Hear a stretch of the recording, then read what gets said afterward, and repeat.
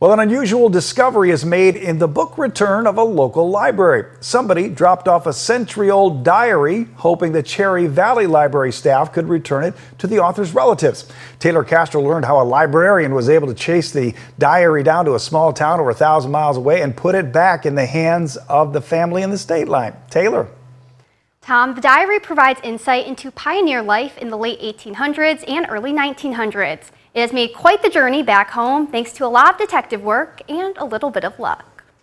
People were entering the book return. There was this thing in there, and it was this little diary, and on it was a little post-it note. The post-it note said, "Found in an old house in Rockford.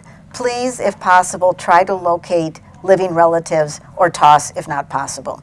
Really interesting reading. A handwritten diary written in 1915 found its way into the book return at the Cherry Valley District Library. The name on the front was Edna Franklin. Library staff was eager to trace the diary back to the author's family. Librarian Pat Farney was able to put together the pieces of the puzzle. I was working at the front desk, so I would just, every time we weren't really busy, I would just kind of open it randomly, and I was looking for any other kind of a geography link. All of a sudden I opened up a page and they were on a train trip. I happened to see a town mentioned in one of the pages of the diary, and it was odd enough, Carbella. Edna detailed every stop the train took from Carbella, Montana, through Wyoming to Seward, Nebraska. And so picked us up and drove us to D.C. And I'm thinking, District of Columbia? No, that's not making any sense. So I go back to Google Maps and I got Seward and I just zoomed out till about 20 miles north of it. I see David City, Nebraska.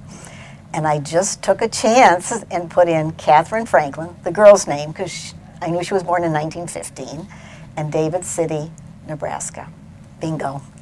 Edna wrote about the birth of her daughter, Catherine. Using the library's genealogy database subscription, Pat found more of Catherine's family members and began to track them back to the state line. More research led to Catherine's obituary, which mentions her brother Warren, who passed away in 2012 and is buried in Winnebago County. Warren was raised in David City, but his birthplace was listed as Plains, Montana. Then Pat found one of Edna's grandchildren who lives in Machesney Park, where she returned the documentation of their ancestors' life on the plains. It's really kind of a lot of everyday stuff. And she would say, got up at 6:30, fed the baby, washed clothes, hung them out.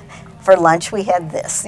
The family is happy to add the diary to a collection of others that were passed down. They aren't sure how this one got away, but they're grateful for the detective work of a local librarian. There was a lot of serendipity in just opening it up to that page that had the word Carbella on it.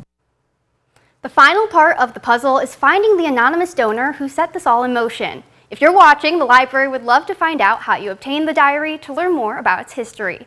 I spoke with one of Edna's grandchildren who lives out in Arizona and inherited the rest of the diaries from her father, Warren. Franklin family thanks you. Tom. Fascinating story.